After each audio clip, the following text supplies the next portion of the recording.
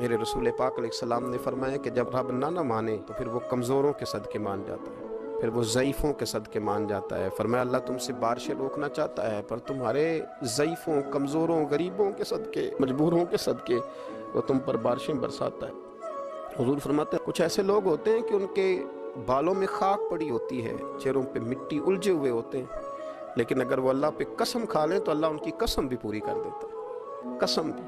حضرت عبداللہ ابن مبارک فرماتے ہیں، ابن قدامہ نے لکھا ہے، فرماتے ہیں بارش نہیں ہوتی تھی مکے میں، قحط پڑ گیا تو سب لوگ مسجد الحرام سے باہر کھلی جگہ میں نکلے دعا کرنے کے لیے، سب اپنی اپنی دعائیں کر رہے تھے، تو میں تھوڑا باہر ہوا تو اچانک ایک غلام آیا، کالا سیاہ رنگ، 2 رکعتیں نماز پڑھ کے تو ہاتھ پھیلائے تو کہنے لگا اللہ مجھے پتہ ہے یہ جو کچھ بھی ہوا ہے میری نافرمانیوں کی وجہ سے ہوا ہے۔ تو ناراض ہو گیا نا، تو نے بارش روک لی، ناراض ہو گیا نا، ہمیں سبق سکھانا چاہتا ہے نا، یہ کسی اور کی وجہ سے نہیں، یہ صرف میری نافرمانیوں کی وجہ سے ہوا۔ اللہ رحم فرما، تیرے بندے تھوڑی سی بھی سختی برداشت کرنے کی طاقت نہیں رکھتے، کمزور ہیں، ڈر جاتے، غلام ہے، دعائیں مانگ رہا ہے۔ حضرت عبداللہ ابن مبارک فرماتے ہیں اس نے چہرے پہ ہاتھ پھیرے تو کالی گھٹائیں چھا گئی، بارش ہونے لگی، میں اس کے پیچھے گیا، اس کا گھر ڈھونڈ آیا، تعقب کیا، پیچھا کیا، گھر میں نے تلاش کر لی، اور گھر کو تلاش کر کے جب میں واپس آیا تو میں نے حضرت فضیل بن عیاض سے ذکر کیا تو کہنے لگے کسی طریقے سے اسے حاصل کرو۔ فرماتے ہیں میں اس کے گھر گیا، اس کے مالک نے مجھے دیکھا تو کہا عبداللہ ابن مبارک میرے گھر، اتنے بڑے ولی، اتنے بڑے درویش، اتنے بڑے محدث۔ میں نے کہا تیرا غلام چاہیے، اس نے کئی غلام دکھائے، میں نے کہا نہیں یہ نہیں، اس نے کہا یہ بڑے بڑے اچھے ہیں، کوئی سے بھی آپ لے لیں، خرید لیں، میں نے کہا نہیں۔ پھر وہ لاغر صاحب، وہ کمزور صاحب، وہ ضعیف سا نکل کر کے آیا،